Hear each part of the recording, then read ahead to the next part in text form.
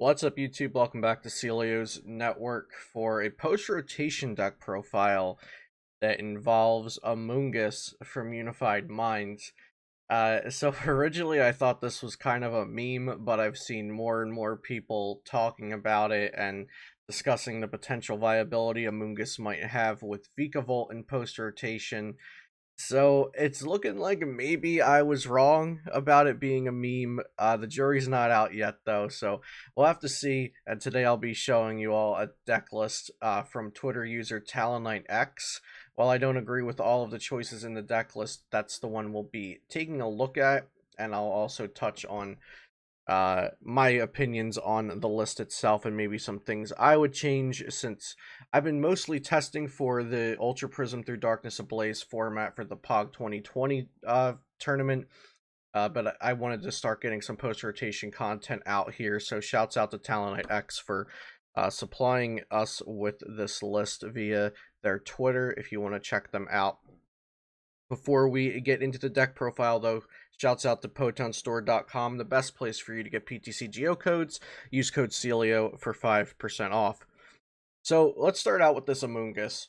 It has the ability Bursting Spores whenever you play a Pokemon that has the Spore attack from your hand during your turn. You may leave your opponent's active Pokemon asleep and poisoned. So this is a stage 1. And then you have to play a Pokemon down to activate its ability. So the Fungus, which it evolves from, does have the Spore attack. So the goal here is you would evolve a Amoongus on turn 2, and then you play down a Fungus to activate the Bursting Spores. I really like the flavor and the design of this ability, but it's a lot of work. Like, you have to have 2 Fungus, you have to have the Amoongus already evolved. And then from there, you just use Scoop Up Nets to replay the Fungus each turn. The reason why this might be powerful is because you're coupling it with VikAvolt V's Item Lock, which comes from the Paralyzing Bolt attack. For a Lightning and Colorless, you swing 50 in Item Lock. Now, Lightning Pokemon in general are losing a lot of stuff to post-rotation, namely Electropower and Thunder Mountain, 2 really big ones. So with Thunder Mountain gone, it's harder to guarantee the early attack, and with Electropower gone, it's harder to actually take knockouts with Vikavolt. Another card being lost to rotation that we have seen paired with Vikavolt a bit was the Mareep with Fluffy Pillow. Once during your turn, if this Pokemon is your active Pokemon, you may leave your opponent's active Pokemon asleep. So you use Mareep with the stadium that makes your opponent have to flip twice to wake up instead of once, and you couple that with the item lock. So they're asleep, they have to flip twice to wake up, and they can't play items, so they can't switch out, they can't use a skateboard.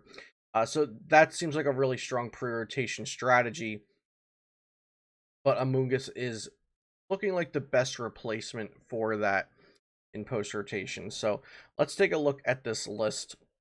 This is the list, like I said, supplied by TaloniteX.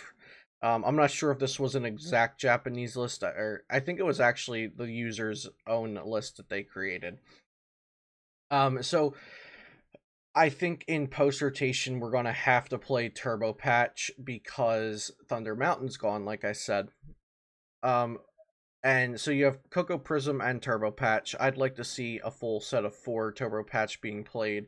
And the other thing is I'd like to see Speed Energy being played as a 4 of. So maybe cut like the Vitality Band, since I'm not sure if that extra 10 damage does too much, or maybe cut the 6th basic Lightning.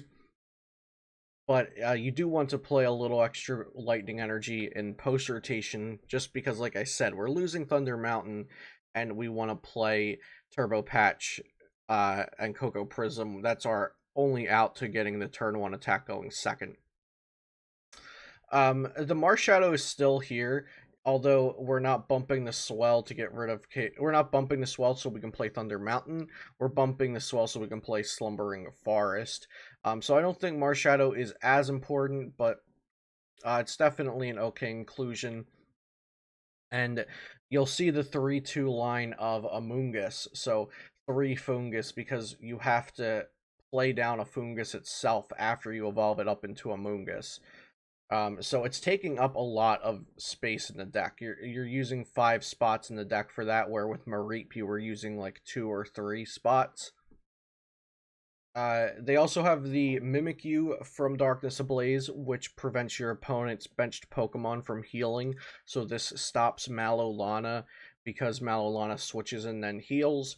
I think this is a really nice inclusion, actually, because if you're only doing 50 or 60 a turn with Vikavolt, and then the poison does an extra 10, over the course of 2 turns, you're roughly doing 120 to 150 damage with Vika and the poison if the poison sticks. And so they could just get rid of 2 turns of work with a single Malolana. And you don't want that to happen. So I think the Mimikyu is a really nice inclusion. Giant Bomb is another thing that I think is really good in post-rotation Vika.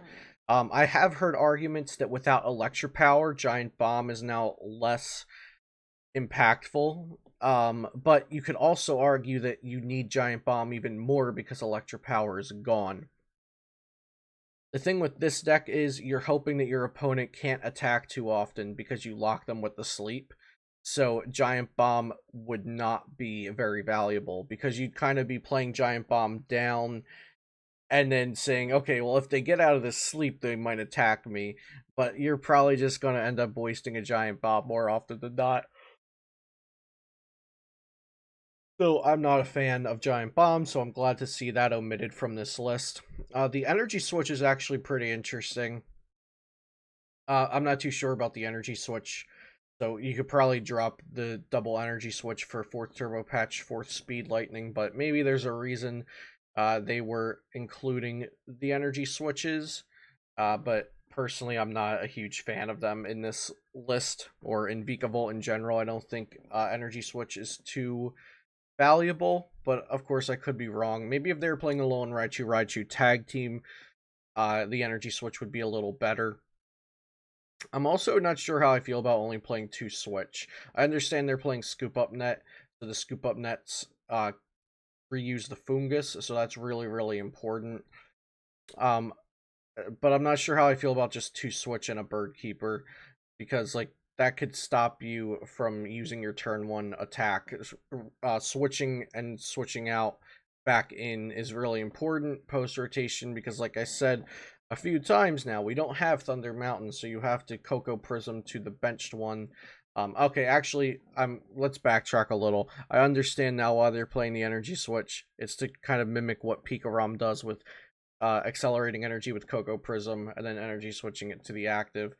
But I honestly think I would rather just see you playing 4 switch rather than playing 2 energy switch, 2 switch, because like sometimes you're going to want the switch, sometimes you're going to want the energy switch, but only playing 2 of each, I don't think you're going to frequently find them when you actually want them, especially in this deck with only 1 Dedenne, no Jirachis. So I think you just drop the energy switches and play a max count of switch. Or you max out your switches and then drop other things for the energy switches. But in this deck where you're focusing on the VikAmoongus thing, I don't think you have the space to put things like energy switch in and keep a max count of switch, because your focus is making sure you get this sleep and poison lock off as from turn 2 on. And another thing I should note is you can only use that sleep lock for 5 turns, or I guess 6 turns at max, because you play down the Fungus and then you have 4 Scoop Up Nets to do it 4 more times, and then you potentially have the final Amoongus if you have all 3 in your deck. So you could potentially do it 6 times max. I believe it should be 6 times max. Yeah. So like if they're knocked out, we don't have any Pokemon recycling in here. So yeah, 6 times max you can do that sleep block, which is definitely weaker than Mareep, because Mareep could just do it infinite amount of times and you didn't need to scoop up that combo. So that's why I'm still skeptical of Amoongus, because it's taking up 5 slots in your deck. It's making you play the 4 Scoop Up Nets. It is a very strong effect when it works.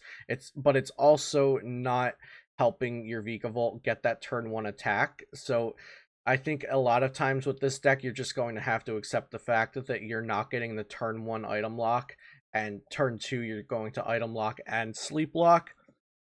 And even if your opponent gets to set up, if you sleep lock them, they're not doing much if they're not getting out of that. So it might just be fine to take the hit that you're not going to frequently get the turn 2 item lock, the turn 1 item lock, and you have to wait for turn 2 to item lock and get the Amoongus down and get the Fungus.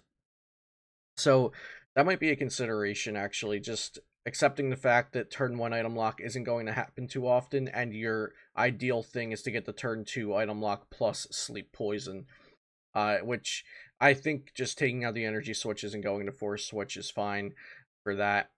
I don't like the evolution incense at all. I think you just play 4 comms. Just because evolution incense can only get 1 card in the deck, so that seems like really terrible. But yeah, the concept is what I really wanted to discuss, and also talk about the list a bit for anybody wanting to build this now.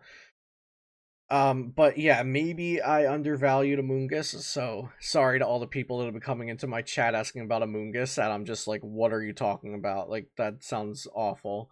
And I guess it might just be the best thing to do with VikAvolt, potentially, since we're losing Mareep, we're losing Electropower, we're losing Thunder Mountain, a lot of things are going away, so maybe this is what we have to work with now.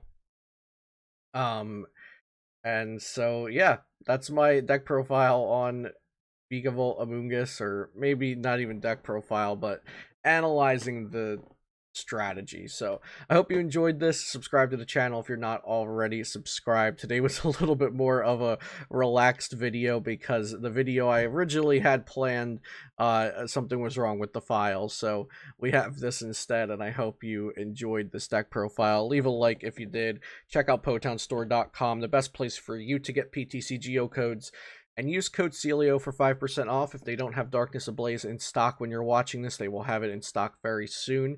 And be sure to check out my Twitch, because we will be live streaming Darkness Ablaze content a whole bunch when that hits PTCGO. I'll see you next time here on Celio's Network.